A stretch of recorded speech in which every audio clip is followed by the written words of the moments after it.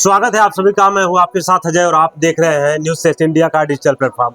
इस वक्त मेरे साथ मौजूद हैं आलोक गुप्ता, जो अपने समाज सेवा के कार्यों से जाने जाते हैं। पहले भी इनसे मुलाकात हो चुकी है और इस वक्त ये गरीब लड़कियों की शादी को लेकर चर्चा में बने हुए हैं। तो आइए इनसे बात करते हैं। और यहाँ पे जहाँ पे इस वक्त हम आए हैं, इनका एक केंद्रीय कार्यालय है जहाँ से ये लोगों का कहीं ना कहीं सहायता करते हैं। सबसे पहले बहुत बहुत स्वागत है आपका। आपका भी बहुत बहुत धन्यवाद। देखिए, सबसे पहले मैं आपसे एक चीज़ कहना चाहूँगा, लगातार आप समाज सेवा करते रहते हैं, ये प्रेरणा कहाँ से मिलती है? ये प्रेरणा उस जगह से मिलती है जब मैं लगभग 20 साल पहले ठेला लगाता था।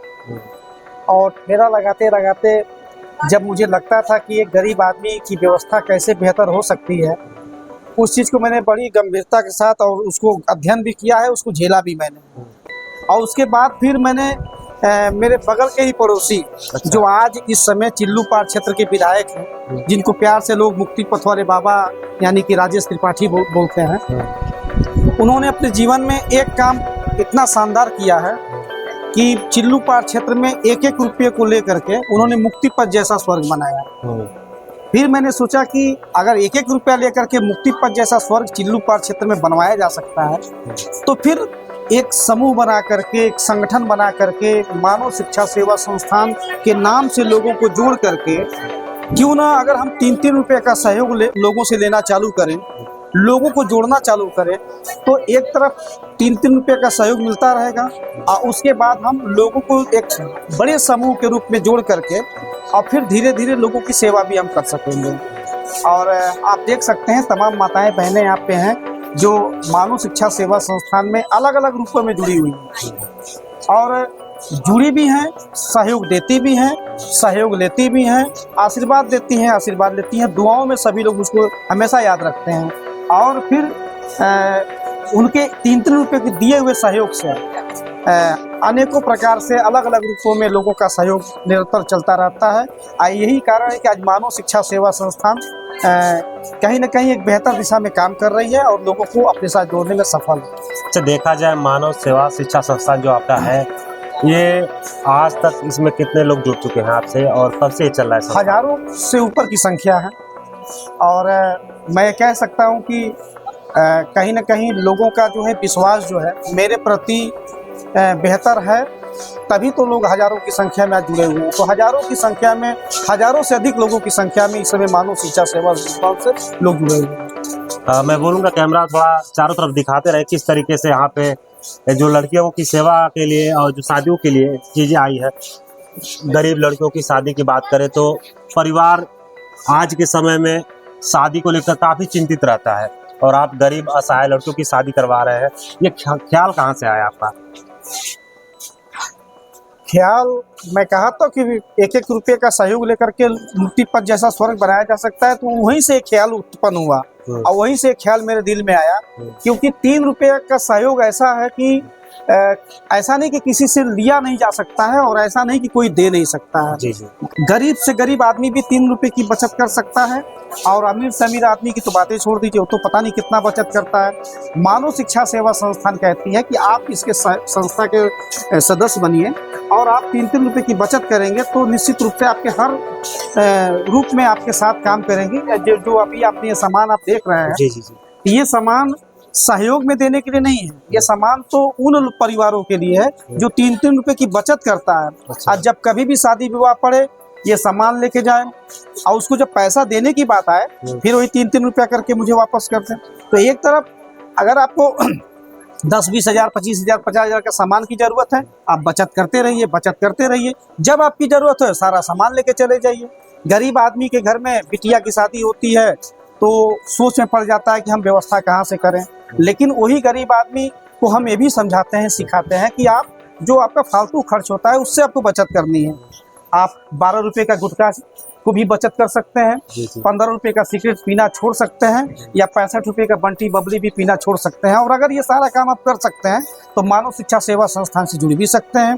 आज जब आप जुड़ जाएंगे तो फिर अनेकों प्रकार का जो लाभ है वो आप यहाँ से उठा सकते हैं। तो देखा जाए अभी तक आपने कितनी शादियाँ करवाई और उसमें आपका भूमिका क्या रहता है? देखिए, पहले मानव शिक्षा सेवा संस्थान के माध्यम से साल में जो है 10-20 शादियां होती रहती थी। उसके बाद फिर हमने साल में एक बार कराना चालू किया। पहले एक एक दो दो कराते थे, फिर साल में एक बार कराना चालू किया। आपको जानकारी होगा, पिछले साल 2024 में 21 फरवरी के दिन, उस दिन मेरे शादी का सालगिरह भी था। तो 21 फरवरी के दिन 21 बहन बेटियों की शादी मैंने कराई थी, जिसमें बेड, फर्नीचर, अलमारी, सिलाई मशीन, बक्सा, बर्तन वगैरह, रजाई, गद्दा, तकिया, ये सब सारी चीज़ें दे करके हमने उनको विदा भी करने का काम किया। उसी समय संगठन के लोगों ने सोचा कि क्यों ना कुछ ऐसा काम किया जाए ताकि लोगों को हम रोजगार भी दें, जिससे 2 पैसे का इनकम संस्था से जुड़े हुए लोगों को हो सके। आज जब वो इनकम करेंगे तो फिर हम ऐसा संगठन बनाएं कि उनसे हम सहयोग भी लेना चालू करें। तो आज हजारों की संख्या में माताएं बहनें जुड़ी हैं जो अपनी इनकम से 21 रुपया हर महीने मुझे प्यार से दे देती हैं। ये कह के देती हैं, ये पकड़िए और जब कभी भी किसी बहन बेटी की शादी करानी हो करा दीजिएगा। तो जो इनकम करती हैं उस इनकम में से 21 रुपया मुझे प्यार से दे देती हैं। उसके बाद फिर जब भी जाता हूँ उनके द्वारा जो भी सपोर्ट सहयोग मिलना रहता है मिलता रहता है। तो ये जो हमारी संगठन है मानव शिक्षा सेवा संस्थान, जब ये तय किया कि साल में हम एक बार कराते हैं तो क्यों ना ऐसा कुछ किया जाए कि हम हर महीने कराएं। तो 2024 के बाद जब 2025 आया तो जनवरी में हमने 21 लड़कियों की शादी कराई, फरवरी में 21 लड़कियों की शादी कराई, मार्च में 21 लड़कियों की शादी कराई, अप्रैल में 21 लड़कियों की शादी कराई। अब ये मई का महीना चालू है। अब मुझे लगता है 1 या 2 दिन में मई के डेट में जो 21 लड़कियों की शादी होनी है इसका भी डेट फाइनल हो जाएगा। इसका सूचना मैं आपके चैनल के माध्यम से या सोशल मीडिया के माध्यम से, मोबाइल के माध्यम से, न्यूज़ के चैनल के माध्यम से हम जनता तक भिजवा देंगे, आप तक भी पहुंच जाएगा। फिर आइएगा, देखिएगा कि मानव शिक्षा सेवा संस्थान पूरी ईमानदारी के साथ जो कहती है वो करती है, और करती है तभी हजारों की संख्या में लोगों का आशीर्वाद और सहयोग मिलता है। जब आप लोगों की मदद करते हैं तो इसमें एक चीज़ और देखने को मिलता होगा, ये काम बहुत बड़ा है और इसमें मुश्किलें भी आती होंगी, तो कैसे मुश्किलों का सामना करना पड़ता है? देखिए, मुश्किलों का सामना मानव सेवा संस्थान की आदत बन गई है। और मुझे ऐसा लगता है कि जब आप ईमानदारी से कोई काम करेंगे तो कोई भी जो रास्ता है ना वो कठिन नहीं हो सकता। आदमी के अंदर ईमानदारी और सेवा भाव का समर्पण होना चाहिए। अगर आपके अंदर है तो आप निश्चित रूप से वो काम कर सकते हैं। और ये काम पिछले कई महीनों से लगातार मैंने किया है, तो मुझे लगता है कि आगे भी हम ये काम बड़े आसानी से कर सकते हैं। आइए चलते रहेंगे। एक और चीज़ आपसे जानना चाहूँगा, जब आप गरीब लड़कियों की शादी करवाते हैं तो आप किन बातों का ध्यान देते हैं उसमें? देखिए, पहले तो हम उनका आधार कार्ड और फोटो लेकर के उनका रजिस्ट्रेशन करते हैं। रजिस्ट्रेशन के नाम पे 1 रुपया भी शुल्क हम नहीं देते हैं किसी से। ये नहीं कि हम किसी को मूर्ख बना करके कि आप आइए, हम आपकी शादी कराना चाहते हैं, 1000, 500, 2000 रुपया जमा करिए, ऐसा कुछ नहीं। निःशुल्क बिना पैसे दिए उनका फार्म भरा जाता है। क्रमशः अनुसार जब भी उनकी ज़रूरत पड़ती है या डेट पड़ता है, उस डेट में उनको सूचना दे करके बुलाया जाता है। सूचना जब दिया जाता है, उनको बुलाया जाता है, तो उसमें सारी चीज़ें बताई जाती है, आपको कैसे आना है, कितने लोगों के साथ आना है, क्या क्या व्यवस्थाएं आपको मिलेगी, किस जगह पे आना है। क्योंकि जब जब हमने शादी अभी तक कराई है तब जो है ना, हर जगह अलग अलग स्थानों पे कराया है। और ये अलग अलग स्थानों पे कराने का एकमात्र उद्देश्य है कि आप मानव सेवा संस्थान के बारे में जानिए, मानव शिक्षा सेवा संस्थान के उद्देश्यों को समझिए कि हम क्या करना चाहते हैं। और एक चीज़ और कहना चाहते हैं कि जहाँ जहाँ भी हम लड़कियों की शादी कराते हैं, जिस परिवार को हम एक करते हैं, उस परिवार के लोगों से निवेदन भी करते हैं कि जब कभी भी आपके घर में नमक, तेल, हल्दी, मसाला, किसी चीज़ की ज़रूरत पड़ेगी तो आप सिर्फ एक चीज़ ध्यान रखना है कि जिसने आपका घर बसाने में आपकी मदद किया है, ये सामान उससे खरीद लीजिएगा। अगर ये सामान आप उससे खरीदेंगे तो वो सदस्य 2 पैसे का इनकम करेगा, और जब 2 पैसे का इनकम करेगा तभी तो मुझे सहयोग करेगा। और जब मुझे सहयोग करेगा तो फिर जैसे आपका घर बसाया हूँ, जैसे आप दोनों लोगों को एक किया हूँ, उसी तरीके से आगे भी लोगों का करता रहूँगा। तो ये सिस्टम हमारा जो है चल रहा है और बहुत बेहतर तरीके से चल रहा है। जब ये काम आप करते हैं तो प्रशासन का इसमें या सरकार का कितना मदद मिलता है आपको? देखिए, सरकार से हम कोई मदद अब तक लिए नहीं। हाँ, कुछ लोगों ने कहा है कि लाखों रुपया सरकार से अनुदान आता है, ये धीरे से भजा लेते हैं, रख लेते हैं, पर ऐसा कोई चीज़ है नहीं। मैंने आज तक कभी किसी से कहा नहीं।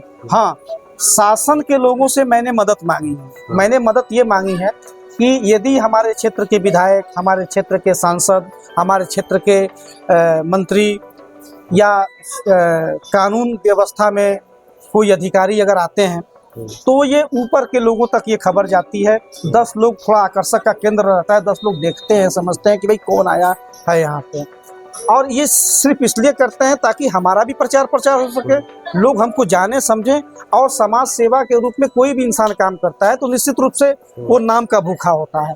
मैं नाम का भूखा हूँ, प्यार का भूखा हूँ और आपके सम्मान का भूखा हूँ। बस वही चीज़ मुझे मिलता रहता है और ये सारा काम करता रहता है। जब ये सारी चीज़ें आप करते हैं तो उसमें लोग आपके बारे में क्या सोचते हैं? आलोचना करते हैं या प्रशंसा करते हैं?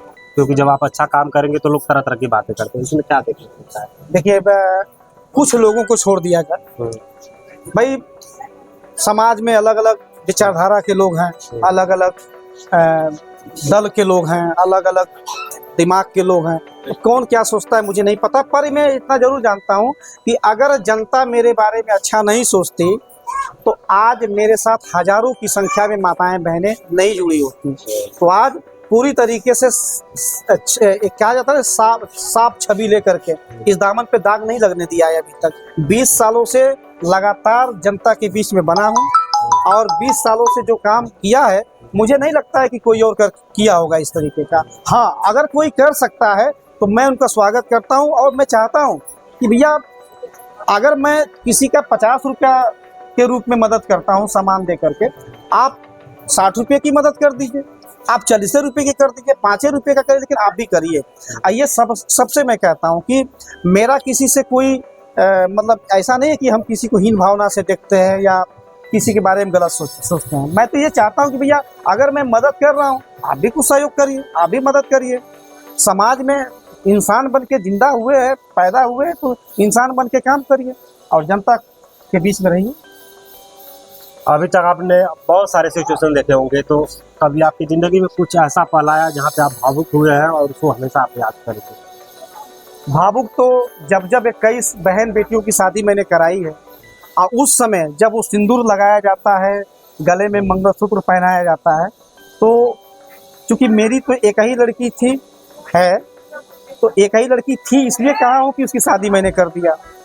तो वो दिन मुझे बार बार याद आ जाता है कि जब एक बाप अपनी बहन या बेटी का शादी करता है तो वो क्या उसके ऊपर बीतती है, वो सारी चीज़ें मुझे बार बार वो याद आती है। और दूसरा भावुक मैं तब हुआ था जब मैं वेदांता जैसे अस्पताल में मैं भर्ती हुआ था और कुछ मेरी गलत कारणों की वजह से हुआ था। एक नशा करने की आदत मुझे पड़ गई थी। मैं छुपाता नहीं हूँ, आपके चैनल के माध्यम से जितने लोग इस वीडियो को देख पा रहे हैं, मैं आप सभी लोगों से कहना चाहता हूँ कि नशे की ऐसी आदत मुझे लगी थी कि डेली शराब पीता था, डेली दारू पीता था और ऐसी स्थिति हो गई कि मेरा लीवर सड़ गया। और जब मैं अस्पताल लखनऊ में भर्ती हुआ, उस समय तक तो मुझको लगा कि मैं कोई बात नहीं है, इलाज हो जाएगा, बच जाऊंगा। एक ऐसा समय आया जब डॉक्टर ने कहा कि अब आप जाइए और हम आपकी कोई सेवा नहीं कर सकते हैं। यानी कि उन्होंने मुझे वेदांता जैसे अस्पताल दिल्ली में रेफ़र किया। उस समय मुझे लगा कि वाकई में मैंने वो गलती किया है जो किसी भी इंसान को नहीं करना चाहिए। तो वो गलती शराब पीने की वजह से हुई। भाग्य मेरा अच्छा था, सभी माताओं बहनों का आशीर्वाद था कि मैं बच करके वापस आया। और जब से बच करके वापस आया हूँ तब से मैंने अपने बारे में सोचना छोड़ दिया है। मैंने सोचा है कि जब जनता के आशीर्वाद से मेरी ज़िंदगी बची है तो ये पूरा जीवन जनता की सेवा के लिए समर्पित कर दूंगा। जो भी पैसा कमाऊंगा अपना भी पेट भरूंगा, अपने लोगों का भी पेट भरूंगा और सबके साथ चलने का काम करूंगा। तो जब किसी लड़की का आप शादी करवाते हैं, जब वो आपको धन्यवाद देती है तो कैसा महसूस होता है? कह तो रहा वही चीज़ की ऐसा लगता है कि मैं अपनी बेटी का विवाह करके उसको मैं अपने यहाँ से विदा कर रहा हूँ। आने वाले समय में आलोक गुप्ता और क्या क्या चीज़ करना चाहते हैं? आने वाले समय में क्षेत्र में जैसे होता है ना कि जब किसी के घर में बेटी पैदा होती है तो खुशियाँ तो रहती ही रहती हैं, पर कहीं ना कहीं थोड़ा सा दिमाग में ये भी रहता है कि बेटी पैदा हुई। लोग कहीं ना कहीं, कुछ लोग कहीं ना कहीं ये सोचते हैं बेटियां माँ बाप के सर पे बोझ हैं। इस चीज को खत्म करना है। मानव शिक्षा सेवा संस्थान लगातार इस पे काम कर रही है। और वही दूसरी सोच, जब हमारे घर में हमारा बच्चा, हमारा परिवार का एक हिस्सा जब विकलांग हो जाता है, चाहे वो हाथ से हो, पैर से हो, आँख से हो, शरीर से हो, तो उसको भी लोग कहते हैं कि ये परिवार के ऊपर बोझ है। एक जिस तरीके से बेटियों को माँ बाप के सर का बोझ नहीं अब तक मैंने बनने दिया, आने वाले समय में मानव शिक्षा सेवा संस्थान ऐसी व्यवस्था करने जा रही है कि पूरे भारत का कोई भी विकलांग, मेरी यथासंभव जितनी शक्ति रहेगी उतनी प्रयास करूंगा, मदद करूंगा।